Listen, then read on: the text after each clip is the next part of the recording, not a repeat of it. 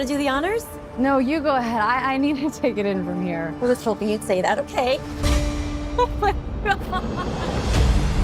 Oh, that's my brother, Ryle. The first official customer? Well, you'd have to buy something to be considered a customer. Right now, you're just loitering. Welcome back to my channel. Today I'm going to review the movie It Ends With Us, starring Justin Baldoni and Blake Lively.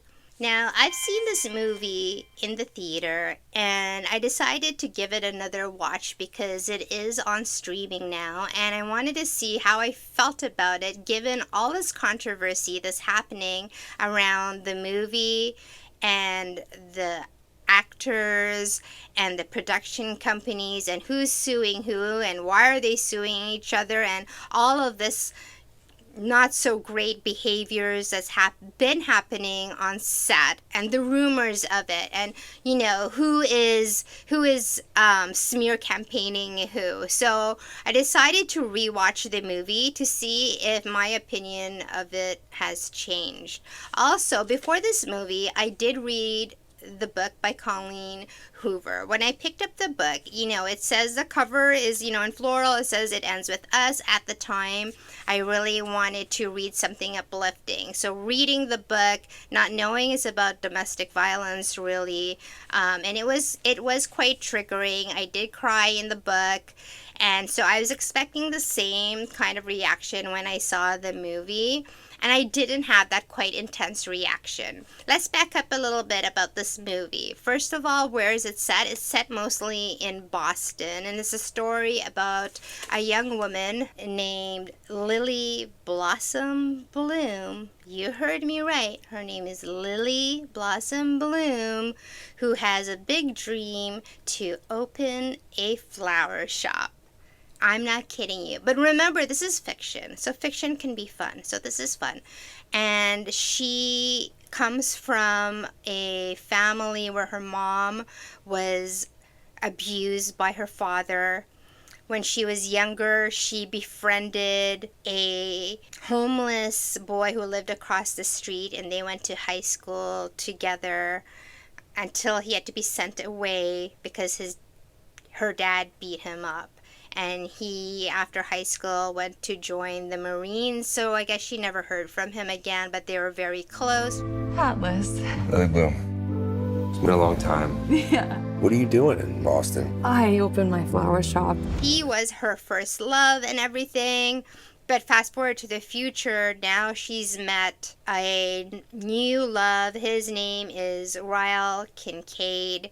Ryle is a neurosurgeon, and even though he's handsome, he's charming, he has anger issues, and also he's very controlling, and then he also abuses Lily. And this is a story about how she eventually gets out of that and how she realizes who it is she really loves. So it's a little bit love triangle story, but it is mostly about domestic violence. A little bit about her dream chasing and building a flower shop, and also a little bit of how she comes to grips with what her mom had gone through with her dad. So her dad has passed away in this movie, and we can see that there's no love from Lily to her dad. She could even come up with 5 good things to say about him. In terms of this movie's chemistry, it's really, I thought this movie was difficult to watch knowing all of Blake Lively's allegations against Justin Baldoni. From what I'm watching on the screen, it looks like that they have chemistry, and from what I understand, when two actors don't have chemistry and don't like each other, the chemistry doesn't come on screen because they don't like each other. So I don't understand all that, you know, in terms of the misbehaviors that they're talking about, that she was feeling uncomfortable. I mean, I do like Blake Lively in The Age of Adeline. I liked her in Gossip Girl, but that's the character she plays. Like, she plays Blake Lively. And because I've read the book, my thoughts on who would have played Lily was not Blake Lively at the start. She's not the Lily Blossom Bloom that I was imagining in my head. I would think Lily would be a bit more down to earth given where she has come from and, you know, the hard work she has put in. And, you know, Blake Lively's version of Lily, she was, you know, I don't know, there was some scenes, for example, birthday party scenes where Lily's character was like all dressed up like a diva, and I just didn't sense that. And I think in the movie there was a lot of love scenes, way too much love scenes. Like, I don't recall this many love scenes in the book. Like, for me, the focus of the book was about the domestic violence and the relationship and trying to get out of it. But this movie really focused a lot on the courtship, the dating, the flirting. There was karaoke scenes. There was the rooftop scenes and this gold dress that she wore on a date, which, again, it didn't feel like that's a Lily that I read in the book.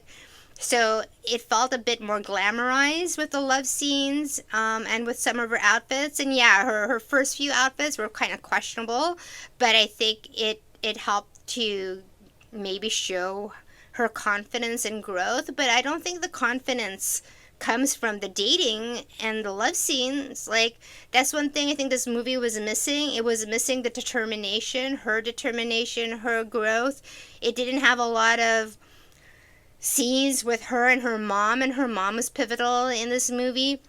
I would have liked to have seen more from her first love, who was Atlas. There should have been more there because Atlas just seems so one-dimensional. I think there could have been a lot more there. The best scene to me in this movie was with Lily and Alyssa, who was the sister of, you know, the husband, where she asked her about what happened to their oldest sibling, and, you know, and she told her what happened to the oldest sibling, and it was quite sad. And also she told her, you know, that as your sister, I want you to stay with my brother, but as your best friend, if you go back to him, I'm never going to talk to you. So that scene was so emotional. That scene gave me the teary-eyed, but that was the only scene.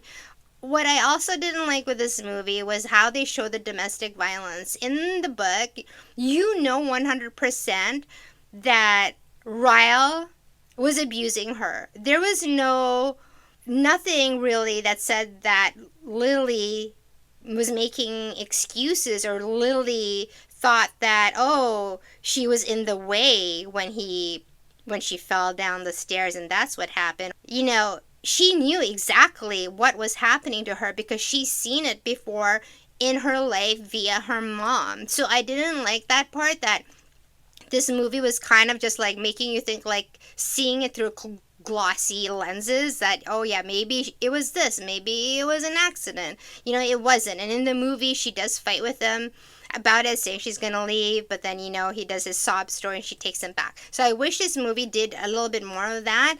I can't tell who the story is being told from. Lily's point of view, like, I don't really know. And I think, like, this whole promotion of the movie, as what they said was focus on the uplifting part of it.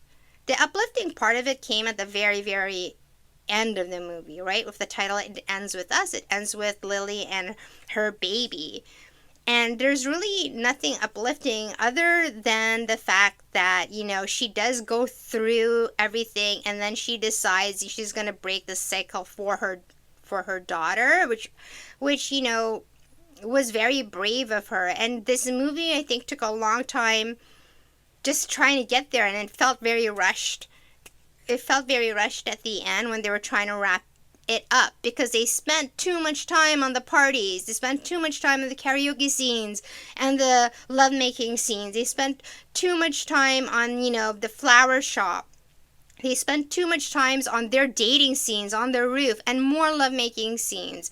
I would have liked to seen more about all the other characters and have that brought into the movie and really make it about domestic violence and how and why women get into those situations and how they get out and how hard it is to get out. I thought that Justin Baldoni playing the role of Ryle. He was pretty good in it. Like, it's an emotionally charged role. You have to appear very commanding and charming and controlling, but still, you know, likable to Lily, to be attracted to that, right? So he did a good job with it. I liked everyone else in the movie as well. I think there could have been just a character growth, or seeing how did she come to the realization that, you know, it has to stop here, because there are scenes, right, with the crib and building the crib with the husband and everything like that, and when she's breaking up with him, she's still holding his head and touching him. If you're breaking up with someone, you're not going to touch them. I don't think I'm going to touch them if I'm going to break up with them. Overall, though, this movie stuck very close to the book. There's just some changes that I wish they didn't change, and some missing plot points that I wish they kept in. But that's the way movies are. Like, you have to fit everything in 2 hours. I think maybe this movie could have done better as a limited series on Netflix than a 2-hour movie. It could have explored things a bit more with everyone's characters. It's really, really such a shame now, though, that this movie is being tainted by all the gossip, by who's suing who. Like, I think that should be a movie. Who's suing who? Like, what really happened on the set of It Ends With Us? I want to know. And why are all the other actors kind of siding with Blake Lively?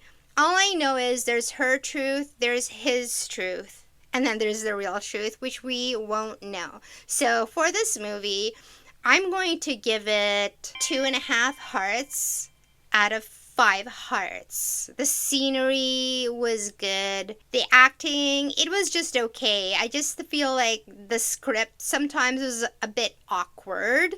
There's some scenes where, you know, Lily's character is just giggling too much, and I don't know why she's giggling. And some of the language and some of the dialogue in the script just didn't make sense to move the story, and didn't really tell me much about their characters. So there was some things that are just like too giggly for me, and there is just things that are too glossy with the love scenes and the dating scenes, and some of it looked like a modeling photo shoot as well. So I wish it had a bit more realism. Something like the movie The Maid. Have you seen The Maid? That movie was a good movie. That movie was real. This movie could have been something like that if things were a bit better with everything. So that's going to be my review. What did you think of the movie? Are you watching and catching up with all the gossip about Justin Baldoni and Blake Lively? Which side are you on? Hit me in the comments below, and I'll see you next time.